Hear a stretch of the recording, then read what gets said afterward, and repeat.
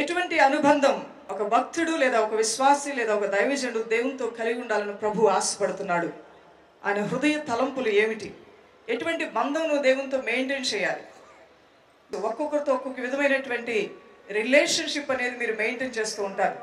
స్నేహితులతో రిలేషన్షిప్, పేరెంట్స్తో రిలేషన్షిప్, భార్యాభర్తలు ఒకరితో ఒకరు కలిగి ఉండే రిలేషన్షిప్, ఎవరితో ఏ విధంగా సంభాషించాలో, అధికారులతో ఎలా మాట్లాడాలో, దాసులతో ఎలా మాట్లాడాలో, యజమానులతో ఎలా మాట్లాడాలో, భార్యతో భర్తతో ఎలా సంభాషించాలో, కన్నబిడ్డల మధ్యలో ఎలా ప్రవర్తించాలో అవన్నీ మనకు తెలుసు.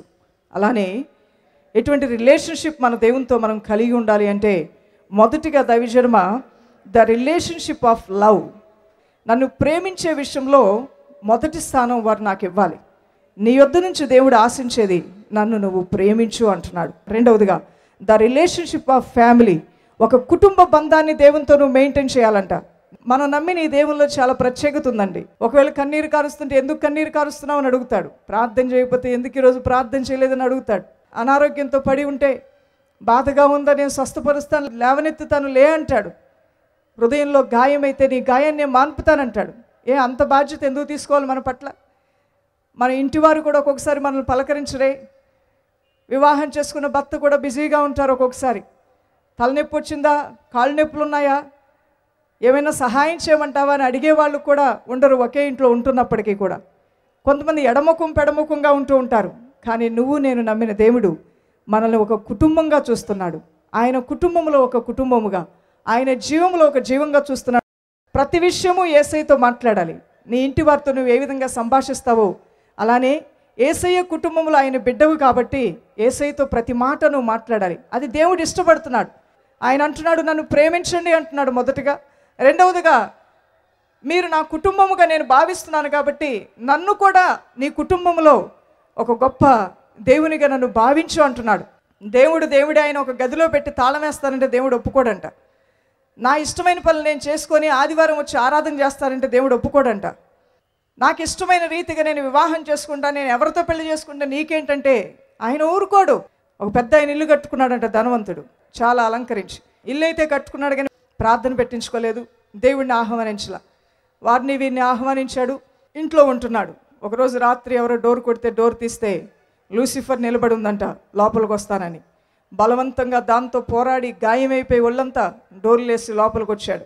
ఏడుస్తూ అడిగాడంట, యేసు ప్రభువా నువ్వు ఎక్కడున్నావు, నేను నీ బిడ్డను కదా అన్నప్పుడు యేసయ్య ప్రత్యక్షమయ్యాడు. ఏంటి బిడ్డ ఏడుస్తున్నావంటే, నాయనా లూసిఫర్ వస్తున్నాడు రాత్రిపూట, నేను నీ బిడ్డను కదా, నువ్వు నా ఇంట్లో ఉండు నాయనా అన్నాడంట. అలాగే నా కుమారుడు నేను ఉంటానన్నాడు.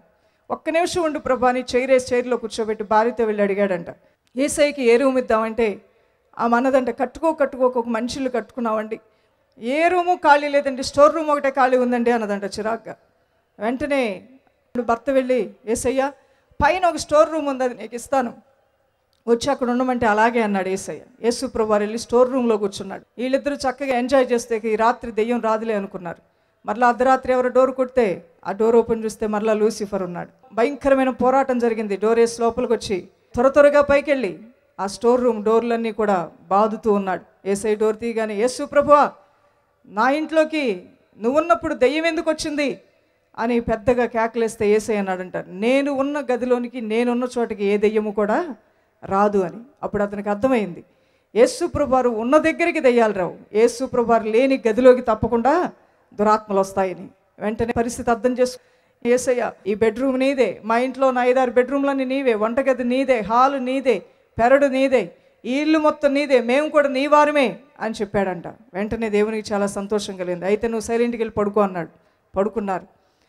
ఆ రాత్రి మరలా దురాత్మ వచ్చి డోర్ కొడితే ఆ డోర్ ఓపెన్ చేసింది ఆ ఇంటి యజమానుడు కాదు, యేసు ప్రభువారే ఓపెన్ చేశారు. అప్పుడు లూసిఫర్ అన్నదంట, సారీ లార్డ్, ఇది నువ్వున్న ఇల్లు అని తెలియకొచ్చాను అని ఆయనకి సాష్టాంగ నమస్కారం చేసి అక్కడి నుంచి పారిపోయిందంట. దేవుని బిడ్డలారా చూసారా, ఇది ఒక కథే కానీ దీనిలో ఎంత అర్థం ఉందో. దేవునికి నీలో సంచరించడానికి సంపూర్ణ స్వాతంత్రం నువ్వు ఇవ్వాలి. కొంత నా ఇష్టము, కొంత దేవుని ఇష్టం, కొంత నా చిత్తము, కొంత దేవుని చిత్తం. నాకు ఇష్టమైన వాక్యాలు నేను అనుసరిస్తాను, నాకు నచ్చనివి, నాకు కష్టంగా ఉన్న ఆ వాక్యాలకి నేను లోబడను అని చాలామంది గలిబిలితో వాళ్ళ హృదయాలని అస్థిరపరుచుకుంటూ ఉంటారు. అది సరైనది కాదు. నీ పూర్ణ హృదయాన్ని దేవునికి ఒక కుటుంబంలో ఉన్న వ్యక్తికి ఆ ఇంటిపైన ఎంత అధికారం ఉంటుందో, అలానే నువ్వు యేసయ్య బిడ్డవైతే నీ జీవితం పైన, నీ ఇంటి వారి పైన, నీ కలిగిన సమస్తం పైన దేవునికి అధికారం ఇచ్చేయి, యోబు ఇచ్చినట్లుగా. అప్పుడు నీ కలిగిన సమస్తము చుట్టూ కూడా దేవుడు కంచె వేస్తానంటున్నాడు. ఈ ఆత్మజ్ఞానాన్ని అపోస్తలులు పొందుకున్నారు కాబట్టి తమ జీవించే జీవితాలు తమవిగా భావించలేదు, కానీ తమ జీవితాలని దేవునికే సమర్పించారు. ఎఫెసీయులకు రాసిన పత్రిక 3వ అధ్యాయము 14-15 వచనాలు, ఈ హేతువు చేత పరలోకమందును భూమి మీదను ఉన్న ప్రతి కుటుంబము ఏ తండ్రిని బట్టి కుటుంబం అని పిలువబడుచున్నదో ఆ తండ్రి ఎదుట నేను మోకాళ్ళు ఊనుచున్నాను అనేది అంటూ ఉన్నాడు. అవును దైవజనమా, మనము దేవుని కుటుంబం అయి ఉన్నాం.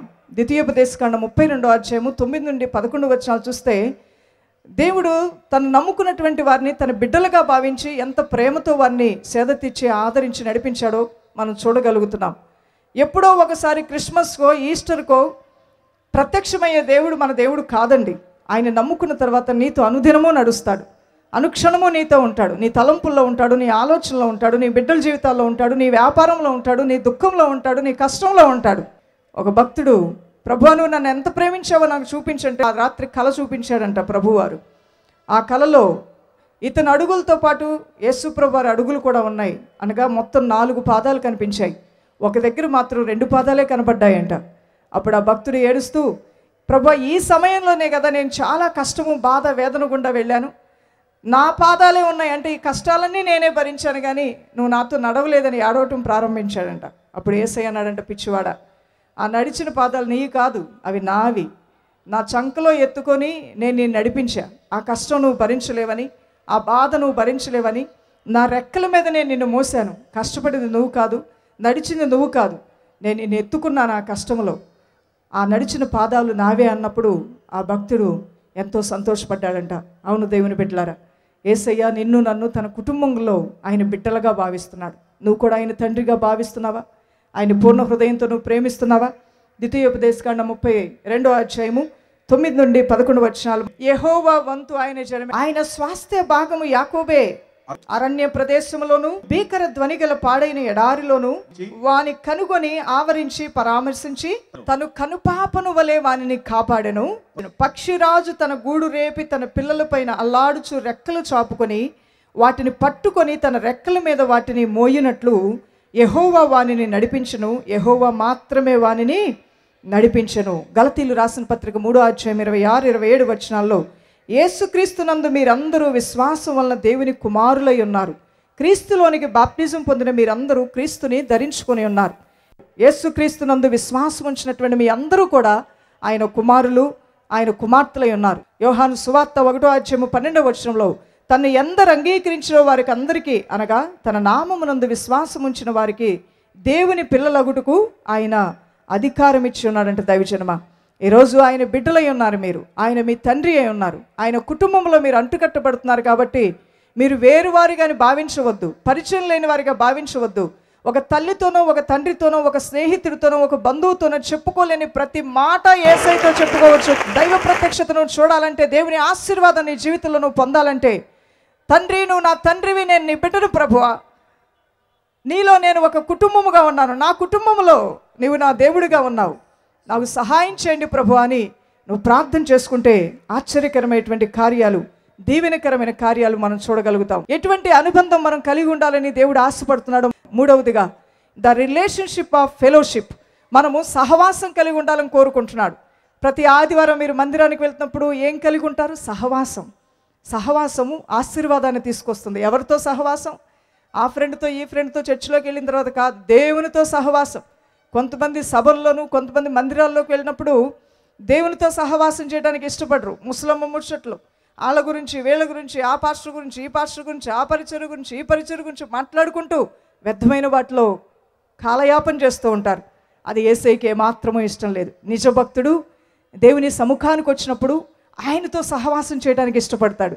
ద రిలేషన్షిప్ ఆఫ్ ఫెలోషిప్, దేవునితో సహవాసం కలిగి ఉండాలని ప్రభు ఎంతో కోరుకుంటున్నాడు. 1 యోహాను రాసిన పత్రిక 1వ అధ్యాయము 3వ వచనం, మన సహవాసం అయితే తండ్రితో కూడాను ఆయన కుమారుడైన యేసుక్రీస్తుతో కూడాను ఉన్నది. 4వదిగా ఎటువంటి అనుబంధం మన దేవుడుతో మనం కలిగి ఉండాలని ఆయన కోరుకుంటున్నాడంటే the relationship of friendship with God. యేసయ్యతో మంచి స్నేహాన్ని నువ్వు కలిగి ఉండాలి. చాలామంది స్నేహితులు కలిగి ఉంటారు, అందువల్ల ఫ్రెండ్షిప్ డే అని ఆచరిస్తూ ఉంటాడు. మరి నీ దేవునితో నువ్వు ఫ్రెండ్షిప్ కలిగి ఉన్నావా? ఒక్కొక్కసారి ఒక వయసు వచ్చిన తర్వాత ఇంట్లో వాళ్ళకి చెప్పుకోలేనివి కూడా స్నేహితులతో చెప్పుకుంటూ ఉంటారు. అలా అయితే ఆ మంచి స్నేహితుడు యేసు ప్రభువారే. ఆ మంచి స్నేహితుడితో నువ్వు మాట్లాడు దేవుని బిడ్డ. నీ మనసులో ఉన్న ప్రతి మాటని ఆయనతో మాట్లాడు. ఆయన అర్థం చేసుకున్నట్లుగా మరి ఎవరు కూడా అర్థం చేసుకోలేరు. యోహాను సువార్త 15:14-15, నేను మీకు ఆజ్ఞాపించు వాటిని చేసిన ఎడల మీరు నా స్నేహితులయ్యుందురు గనుక ఇక మిమ్మును దాసులని పిలువక స్నేహితులనే పిలుస్తాను అంటున్నాడు. ఐదవదిగా, ఎటువంటి అనుబంధం మనం దేవునితో కలిగి ఉండాలని యేసు ప్రభువారు కోరుకుంటున్నారు? The relationship of the bond servant. అంటే మనం ఆయన యొక్క సేవకులుగా, ఆయన దాసులుగా ఉండాలని కోరుకుంటూ ఉన్నాడు. ఆయన శిష్యులుగా ఉండాలని కోరుకుంటున్నాడు. ఫిలిప్పీలు రాసిన పత్రిక 1:1 ఫిలిప్పీలో ఉన్న క్రీస్తు యేసునందలి సకల పరిశుద్ధులకును అధ్యక్షులకును పరిచారకులకును క్రీస్తు యేసు దాసులైన పౌలును తిమోతియు శుభమని చెప్పి వ్రాయింది. క్రీస్తు యేసు దాసులు అనేది ఇక్కడ రాయబడి ఉంటుంది. తీతుకు రాసిన పత్రిక 1:1 చూస్తే దేవుని దాసుడును యేసుక్రీస్తు అపోస్తులైన పౌలు దేవుని దాసుడును అని రాయబడి ఉంది. దైవజనమా, ఈ రోజున మనందరము కూడా దేవుని దాసులుగా ఉండాలని, ఆయన శిష్యులుగా ఉండాలని కోరుతున్నాడు. గురువు యొక్క ఉద్దేశాన్ని, గురువు యొక్క బోధని, గురువు యొక్క ఆలోచన నెరవేర్చేవాడే శిష్యుడు. అలానే యజమానుడికి లోబడి ఉండేవాడే దాసుడు. మనము దేవుని యొక్క వాక్యానికి విరుద్ధంగా మాట్లాడాలని, అబద్ధ బోధలు చేయాలని దేవుడు కోరుకోవట్లేదు. మనకి ఇష్టమైన రీతిగా మనం జీవించాలని కోరుకోవట్లేదు. ఈ యజమానుడైన యేసుక్రీస్తు వారు ఏదైతే ఈ పరిశుద్ధమైన బైబిల్ గ్రంథంలో రాసి ఉంచారో అది అనుసరించి దానికి లోబడి నడిచేవారే ఆయన దాసులు, ఆయన దాసురాండ్రు, ఆయన శిష్యులు అవుతారు దేవుని బిడ్డలారా. కొలస్సీ 4:12 మొదటి పేతురు రాసిన పత్రిక 2:16 దేవునికి దాసులమని లోబడి ఉండి అంటున్నాడు. Paul gave instructions to bond servants. ఎవరైతే దాసులుగా ఉంటున్నారో వాళ్ళకి కొన్ని సలహాలు, సూచనలు ఇచ్చాడు ఆయన. ఎఫెసీయులకు రాసిన పత్రిక 6:5-6 క్రీస్తు దాసులమని ఎరిగి దేవుని చిత్తమును మనఃపూర్వకంగా జరిగించుచు మనుషులకు చేసినట్టుగా కాక ప్రభువుకు చేసినట్టుగానే ఇష్టపూర్వకంగా చేయాలనేదే దేవుని యొక్క హృదయ వాంఛ దేవుని బిడ్డలారా. యేసు ప్రభు వారికి ఎటువంటి అనుబంధం యేసయ్య కలిగి ఉండాలని ఆశపడుతున్నాడంటే, ఆరవదిగా those in relationship know each other. ఒకరినొకరు ఎరిగి ఉండేటువంటి ఆ బంధం కలిగి ఉండాలని. కొంతమంది 10 సంవత్సరాలు, 15 సంవత్సరాలు, 20 సంవత్సరాలు క్రైస్తవ సహవాసంలోనూ భక్తులు ఎదుగుతారు, కానీ వారికి ఇంకా మూలపాఠాల్లోనే ఉంటారు. బాప్టిజం అంటే ఏంటో తెలియదు, మారు మనసు అంటే ఏంటో తెలియదు, యేసు ప్రభువు వారు ఎందుకు జన్మించారో అర్థం కాదు, నిత్య జీవం ఎవరి కొరకు ఏర్పాటు చేయబడి ఉందో, నరకం యొక్క ప్రమాదకరమైన స్థితి ఏమిటో అర్థం కాదు. అర్థం కాకుండానే దేవునితో ఉంటూ కూడా దేవుని ఎరుగని ప్రజల వలె ఉంటూ ఉంటారు. దేవుని సహవాసంలో ఉంటూ కూడా దేవుని హృదయం ఎరగకుండా ఉంటూ ఉంటారు. ఇది చాలా భయంకరమైన, బాధాకరమైన పరిస్థితి దేవుని బిడ్డలారా. ఆయన అంటూ ఉన్నాడు, మీరు నన్ను ఎరిగి ఉండాలి, నేను మిమ్మల్ని ఎరిగి ఉండాలి అంటున్నాడు. 2 తిమోతి రాసిన పత్రిక 2:19 ప్రభువు తన వారిని ఎరుగును. God knows his own. 1 యోహాను రాసిన పత్రిక 2:4 మరియు మనం ఆయన ఆజ్ఞలను గైకొనిన ఎడల దీని వలననే ఆయనను ఎరిగి ఉన్నామని తెలుసుకుందాము. దేవుని బిడ్డలారా, మనల్ని దేవుడు ఎరిగి ఉన్నాడు కాబట్టి దేవుని ఆజ్ఞలు ఏంటో మనకు తెలియాలి, ఆయన ఉద్దేశాలు ఏంటో మనకు తెలియాలి, ఆయన ఆలోచనలు ఏంటో మనకు తెలియాలి. యేసు ప్రభువు వారు ఈ భూమి మీదకి ఎందుకు జన్మించాడో మనకు తెలియాలి, ఆయన ఉద్దేశం ఏంటో మనం తెలుసుకోవాలి. సంఘం ఆయన ఉద్దేశాలను తెలుసుకొని నడిచినప్పుడు ఆశ్చర్యకరమైన కార్యాలు మనం చూడగలుగుతాం. ఇటు రీతిగా ఎందరైతే దేవునితో కలిగి ఉండవలసినటువంటి అనుబంధాన్ని కలిగి ఉంటారో వారు ప్రార్థన చేస్తూ ఉండగానే వారి ప్రార్థనలకు జవాబులు వస్తాయి, వారు మొరపెడుతూ ఉండగానే వారి మొరలకు జవాబులు వస్తాయి, వారి కన్నీరు కారుస్తూ ఉండగానే వారి కన్నీరు తుడవటానికి దేవుని యొక్క దివ్యమైన ప్రసన్నత దిగి వస్తుంది. యెషయా గ్రంథం 30:19 జనమా, నీవిక ఏమాత్రము కన్నీళ్లు విడువవు, ఆయన నీ మొర విని నిశ్చయముగా నిన్ను కరుణించును, ఆయన నీ మాట వినగానే నీకు ఉత్తరమిచ్చును. ఆయన నీ మాట వినగానే నీ ప్రార్థనకు ఉత్తరం ఇవ్వాలని ఎంతమంది ఆశపడుతున్నారు?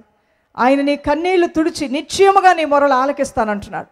ఆ పరలోకపు తండ్రి నిశ్చయముగా నీ మొరలకు జవాబు ఇవ్వాలంటే, నువ్వు కన్నీరు కారుస్తుండగా నీ కన్నీరు తుడవాలి అంటే దేవునితో నువ్వు కలిగి ఉండవలసినటువంటి అనుబంధం. మొదటిగా ద రిలేషన్షిప్ ఆఫ్ లవ్. నీ యొద్ద నుంచి దేవుడు ఆశించేది నన్ను నువ్వు ప్రేమించు అంటున్నాడు. రెండవదిగా ద రిలేషన్షిప్ ఆఫ్ ఫ్యామిలీ. ఒక కుటుంబ బంధాన్ని దేవునితో నువ్వు మెయింటైన్ చేయాలంట. మూడవదిగా ద రిలేషన్షిప్ ఆఫ్ ఫెలోషిప్. మనము సహవాసం కలిగి ఉండాలని కోరుకుంటున్నాడు. నాలుగవదిగా the relationship of friendship with God. యేసయ్యతో మంచి స్నేహాన్ని నువ్వు కలిగి ఉండాలి. ఐదవదిగా the relationship of the bond servant.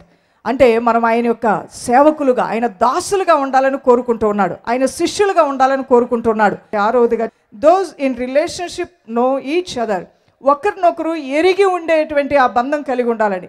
ఆ బంధం ఎలా ఉండాలో నువ్వు విన్నావు 6 విషయాల రూపంలో. అవును ప్రభా, మేము కూడా అదే రీతిగా నిన్ను ప్రేమిస్తాం, నీ దాసులుగా ఉంటాం, నీ సన్నిధిని మేము గౌరవిస్తాం, నీతో సహవాసం కలిగి ఉంటాం, నీ స్నేహితులుగా మేము ఉంటాం, నిన్ను ఎరిగిన వారిగా మేము ఉంటాం నాయనా అన్నవారు ఉంటే ఒకసారి లేచి నిలబడిన దైవజనమా ప్రార్థన చేద్దాం. నాయనా తండ్రి, నిన్ను ప్రేమిస్తాను ప్రభువా, నీతో నేను సహవాసం కలిగి ఉంటాను, నీ కుటుంబంలో ఒక వ్యక్తిగా నేను ఉంటానయ్యా. నీకు వేరై ఉండి నేను ఫలించలేను డాడీ, నా చిత్తము కాదయ్యా, నీ చిత్తాన్ని నేను నెరవేరుస్తాను. నీవే నా మంచి స్నేహితుడివయ్యా, నేను నీ దాసుడిగా ఉంటానయ్యా. నా మాట వినగానే నాకు ఉత్తరం ఇవ్వు డాడీ, నా కన్నీరు తుడవండి అయ్యా, నిశ్చయముగా నా మొరలు ఆలకించండి నాయన.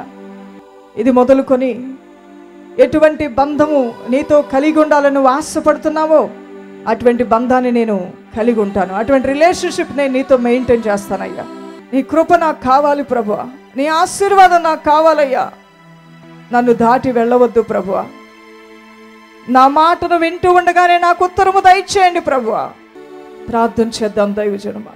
మహాపరిశుద్ధుడైన నా ప్రియ తండ్రి, సర్వశక్తిమంతుడు, ఆశ్చర్యకరుడా, నిన్ను మేము ప్రేమించాలి అని నువ్వు కోరుతున్నావయ్యా, నీ కుటుంబముగా మేము ఉండాలి అని నువ్వు కోరుతున్నావయ్యా, నీకు మంచి స్నేహితులుగా మేము ఉండాలని నువ్వు కోరుతున్నావయ్యా, నీ సహవాసం మేము కలిగి ఉండాలని కోరుతున్నావయ్యా, నిన్ను ఎరిగిన వారుగా మేము ఉండాలని నువ్వు కోరుతున్నావయ్యా, నీ దాసులుగా మేము ఉండాలని నువ్వు కోరుకుంటున్నావు నాయన. అయ్యా, నీ కోరిక మేము నెరవేరుస్తాం ప్రభువా, నీ చిత్తాన్ని మేము నెరవేరుస్తాం నాయన. నిశ్చయముగా వారి మొరలు ఆలకించండి అయ్యా, నిశ్చయముగా వారి కన్నీరు తుడవండి నాయన. ఆశీర్వదించి దీవించమని యేసు నామంలో అడుగుచున్నాం మా ప్రియ తండ్రి, యేసుక్రీస్తు శక్తిగల నామంలో ప్రార్థించి వేడుకొంచున్నాం మా ప్రియ తండ్రి. ఆమేన్.